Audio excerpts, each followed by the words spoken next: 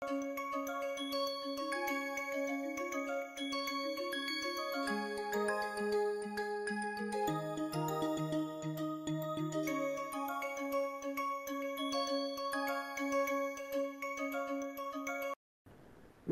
to the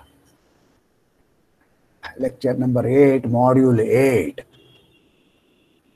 Last time we started the computation of the fundamental group of the circle. We have introduced the exponential function from R to S1, theta going to e power 2 pi I theta, and verified a few basic properties of this map, which is going to be used very heavily in this computation. We also saw that any two lifts of functions from a connected space to S1 through the exponential function, they will differ by an additive constant. In other words, if you fix one point, the value of one point, then the lift is unique. There cannot be two lifts with the same value at a single point. This much we have seen. This will be used in the proof of the existence theorem. Now we want to show that given any function continuous map from I to S1 such that, let us assume this is just a easy way of carrying on this one, f0 is 1. If it's not 1, we can also do that. That is not an essential part. Then there exists a unique map G from the interval to R such that G at 0 is 0 and exponential composite G is F. Namely, every map can be lifted uniquely after specifying the starting point. The unique part we have already seen.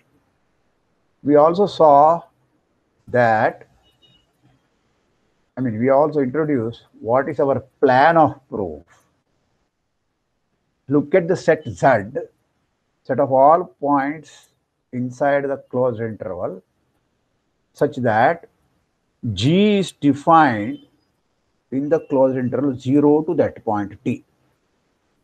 So this is a subset and it is non-empty because I can take T equal to 0.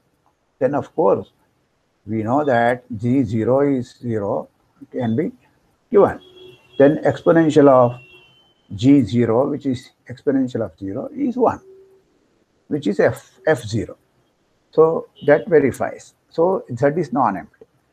Our idea was to prove that Z is both open and closed. I being connected, a non-empty open and closed set must be the whole space. Okay, so that is the plan. Using the order in I, we can even simplify this idea even further by the following idea. Namely, let us look at the supremum, the least upper bound of the set Z. The set Z is bounded, therefore it has a least upper bound. That upper bound may not be inside Z. It will be inside 0, 1. We will claim that this upper bound T0 is actually inside Z. That corresponds to almost proving that Z is closed. Here, it's a closed interval. So the old idea is slightly changed into proving that the supremum belongs to Z and the supremum is nothing but 1. So that will prove that Z itself is the whole interval 0, 1, which is the same thing as saying G is defined on the whole of interval 0, 1. Okay. So we want to prove that the supremum of Z is inside Z, and that supremum cannot be smaller than 1. It has to be 1. Of course, it is bigger than 1 because already 0 is there, right? Okay. Now, consider the open set V, which is S1 minus f of T naught. T naught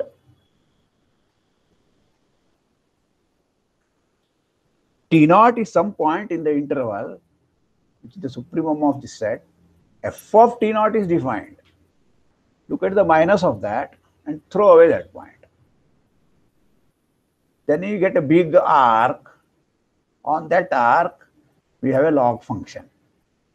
The log function is from the arc to R, back to R. Okay. So there are many log functions, right? Which branch you would like to choose? So let us look at this one. For 0 less than epsilon less than 1, let us have this notation. Namely, I epsilon is T naught minus epsilon to T naught plus epsilon. I would just like to have this much, but it may happen that my choice of epsilon is somewhat big and it may go out of the interval I. So I will intersect with I. Okay, if epsilon is sufficiently small, this will be completely inside I. There is no need to intersect with I. That's all. Given epsilon, look at this.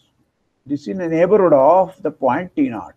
Therefore, by continuity, okay, there exists some epsilon positive such that the entire of f epsilon will be contained inside this open set V.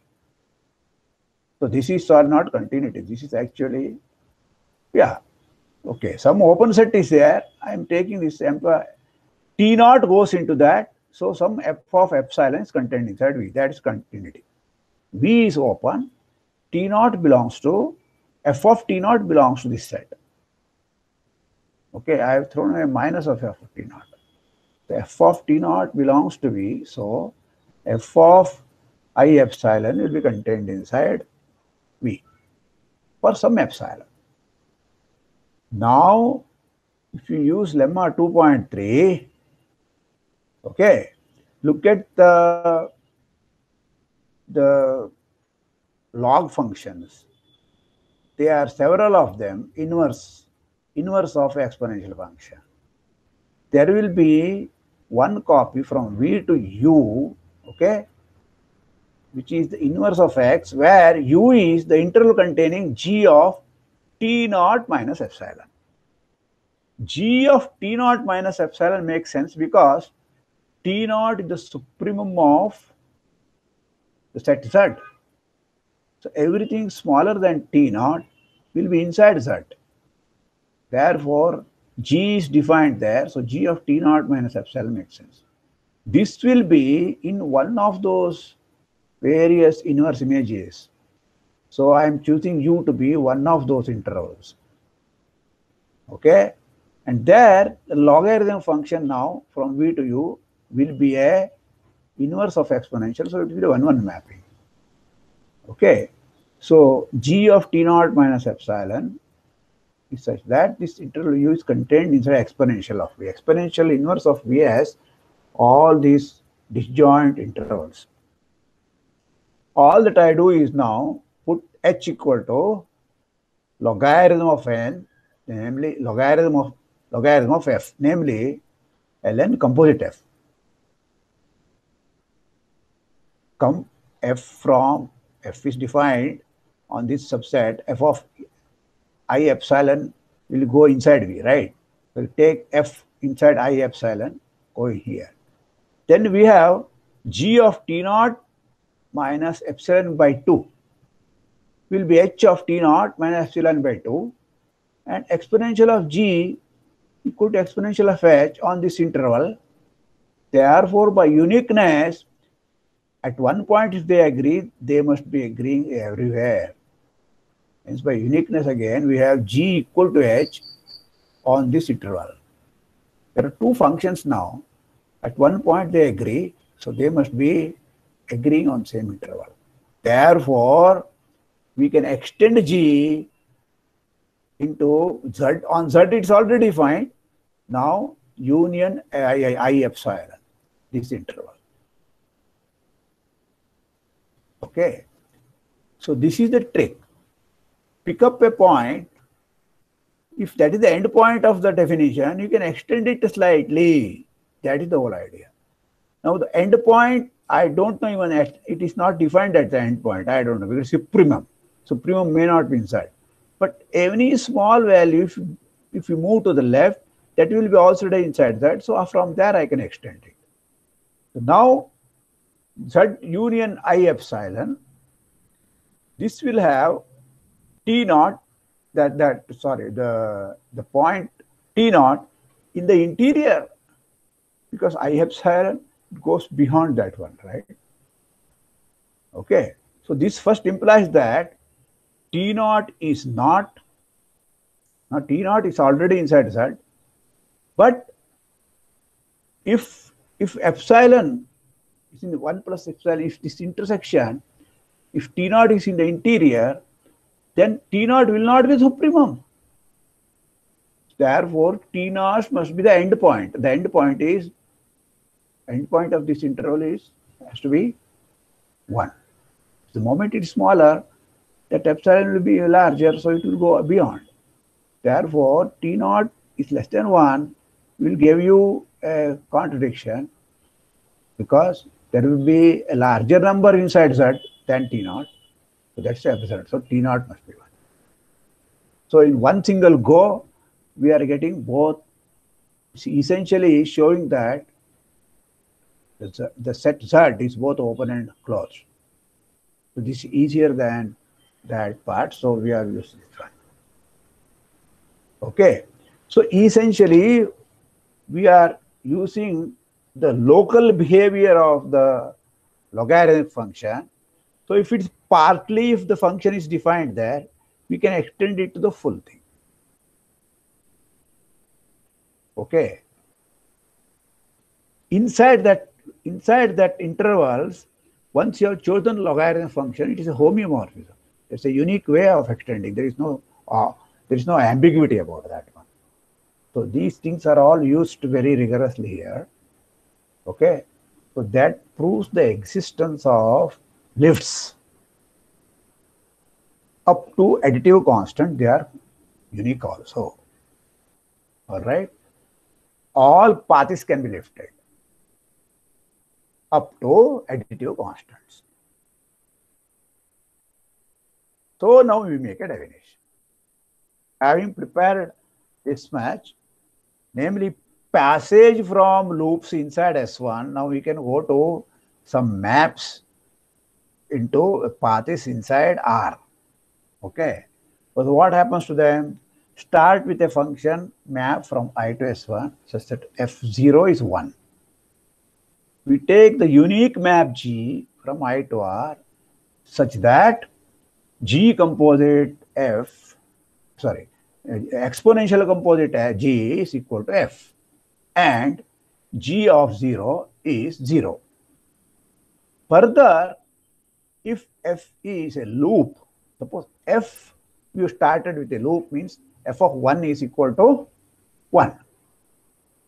Then G of 1 will be also an integer, because e raised to 2 pi I of G1 must be equal to 1. Okay. We call this integer the degree of F. Now this is a strange thing. We took some G, but that G is unique. Okay. And that is why we can define the value of G1 as the degree of F. In particular, suppose you start with a map from S1 to S1. That is a loop. We remember that one. We have a map from I to S1 with both 0 and 1 going to the same point can be thought of as a map from S1 to S1. We can view it as a loop via the parameter t going to e power 2 pi I t. Okay, so that is t going to f of 2 pi I t. Take the corresponding map G from I to R, call it for G1 as the degree of f. So here we would like to convert a map from S1 to S1 into a map from I to S1 and then lift it. Okay, from S1 to S1 we don't want to lift it. Map from S1 to S1 may not be, you cannot lift it because the endpoints may go to different points. That is the whole idea. Often the endpoints will go to different points when you lift it. Okay, so to allow that, you have to think of this as a path from I, my function from I to S1 rather than S1 to S1. Okay. Okay, the role is reversed here. Justification for this terminology. Why the degree? That needs some explanation, right? So here is an example. Let us take fz equal to z power n from S1 to S1. Then the map G is nothing but gt is equal to n times t. And hence G1 will be equal to n. E power 2 pi I, say some theta, raised to n. What is it? That's all we have. I am looking at e power 2 pi I n times theta. So n times t, that theta will, instead of t, you have written theta, that's all. Okay. So the lift of the map z going to z power n from S1 to S1 converted into a map from I to S1 is nothing but n times t. So that n is the degree of this polynomial z power n. Okay. So this is right now, this much of justification is good enough. Slowly you will understand that this degree is really a good name. Okay. Later, step by step, this concept will be generalized to maps from Sn to Sn also, and then to maps from manifolds to manifolds. So this degree concept is very, very important. Okay, the first thing is we have taken a function from S1 to S1, map from S1 to S1, and then assigned a degree to it. This degree, this association, the number is a homotopy invariant, path homotopy invariant. So this is what we want to do. Okay. So this is the proposition 2.2. If F1 is path homotopic to F2, then the degree of F1 is degree of F2. Okay.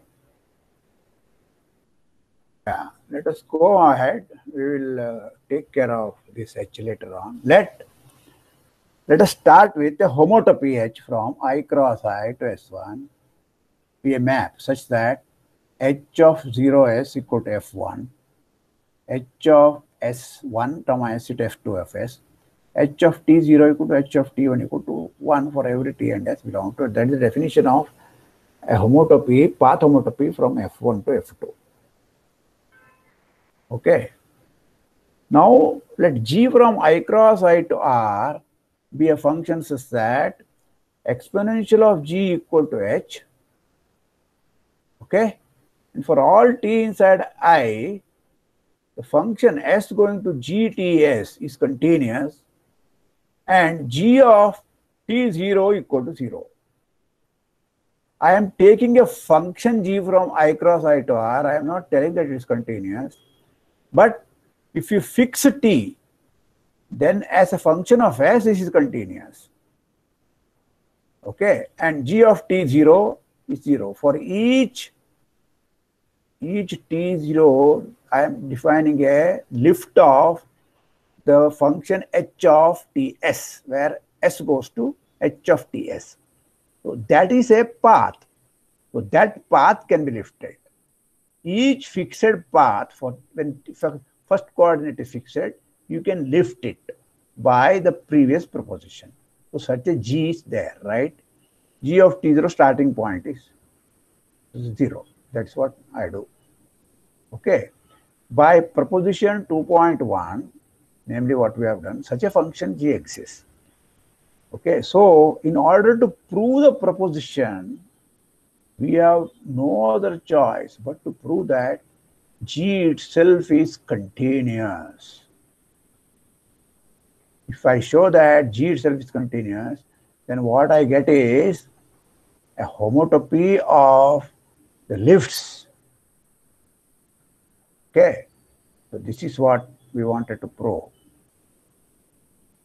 Okay, so that capital G itself is continuous exponential of G composite. So capital G will be a lift of H.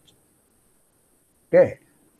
So we have no other choice but to prove that G itself is continuous jointly in both variables. That's the point. Only when you have fixed S, fixed T, S going to GTFS is continuous. That much we know. Okay. So this is what we are going to prove now. Put U plus minus after throwing away minus plus. Namely, U plus is S1 minus minus 1, and U minus is S1 minus plus 1. Okay, minus is throwing away the point. So these two are open arcs, U plus and U minus. They will cover the whole of S, whole of S1. Okay. The inverse image of these things under capital H, we started with a homotopy H, right? That will be an open cover of I cross I, right? Right? So for compact sets with an open cover, you have the Lebesgue number. Okay, there exists a number delta positive, it's called Lebesgue number for this cover, such that if S is any subsquare of I cross I of side length less than delta, then the entire of HS is contained inside either U plus or U minus. So how do I manage this one? All that I have to do is take the Lebesgue number and take square root of delta divided by square root of 2, delta to be less than the Lebesgue number divided by square root of 2. Then the subsquare of side length I cross I with less than delta, if that is the case, then its diameter will be root 2 times delta, which will be less than the Lebesgue number. Therefore, this open subset will be contained inside H inverse of U plus or H inverse of U minus, all these subsquares. Which is the same thing as saying H of the subsquare is contained inside either U plus or U minus. So let me show you the diagram first, then explain this one a little more clearly. So what I have done is, I have cut down I cross I into smaller squares. Each one small square here under H will go either inside this whole U plus here or the U minus, remove this point and take all this part. Either it avoids this minus 1 or it avoids plus 1. So it will not be a subset like this starting from here to here. That is the whole idea. It avoids either the minus 1 or avoids the plus 1. Okay, the image of each square here. Is that understood? So this is what the Lebesgue number does in all several cases in analysis. Okay, so this part of this like analysis here. Okay. So once you have such a thing, what I do is I will cut down the squares, cut down I cross I into squares like 0 less than 1 by n less than n minus 1 by n. I have to choose n to be sufficiently large so that 0 to n is side length, this 1 by n is less than this delta, that's all. Okay. Then each square will be having side length less than delta. So this hypothesis will be true. Okay. To show that now G is continuous, G is defined as a function, it is defined, but to show that G is continuous, it is enough to prove that restricted to every subsquare, it is continuous. How does subsquare look like? Something k by n to k plus 1 by n cross L by n to L plus 1 by n, where L and k are between 0 and n, right? So for each square, if it's continuous, then you are done. Okay, there are finitely many squares. They are all closed squares. Okay, so I have to show that H is continuous on each such square. So how do we start? We start from the bottom here. We first show that the function H is continuous on each of these bottom squares. Using that, we will prove each of it is in second stage, third stage, fourth stage, and finally. Okay, so proving the continuity of H will be also done inductively on this the value of S here. Okay, how you keep moving along across the. So okay, so what we have done, L equal to 0, in coordinate 0, consider K S of K0. S of K0 may be this square here or this or whatever, one of them. Okay. S of K0, this whole thing, remember, all these are initial points. Okay, they are here, they are mapped to this point. Therefore, this entire thing has to avoid this point, which means they are contained inside U plus S1 minus 1. They have to avoid S minus 1. Okay, because they cannot avoid plus 1 because all these points are mapped to this point here. Okay. Therefore, G of SK0, these things, okay, is contained in the disjoint union of the inverse image of U plus. Inverse image of U plus is nothing but n minus half to n plus half. Because half is the point which goes to minus 1 under exponential function. So that is avoided. So all these intervals of length 1, disjoint union of that, one of them must contain G of K0. Because G of K0 on that square, all these lines, see, this is a trick here. G may not be continuous on SK0 on the whole of it, but on each vertical line, it is continuous.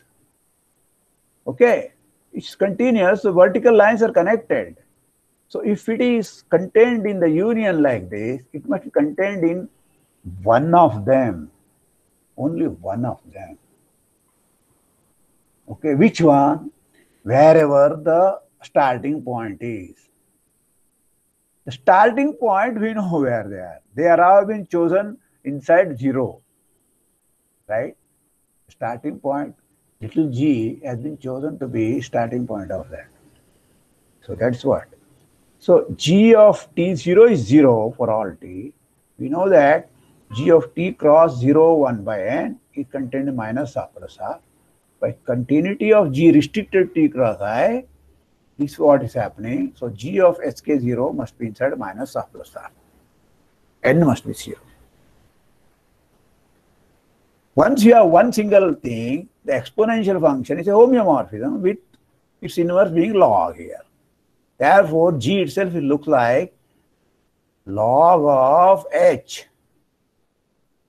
But log function is continuous here. Therefore, G is continuous on the whole of S1. So on each Sn0, Sn, all of them, it is continuous, okay? Where log is the inverse of exponential S1 minus S1.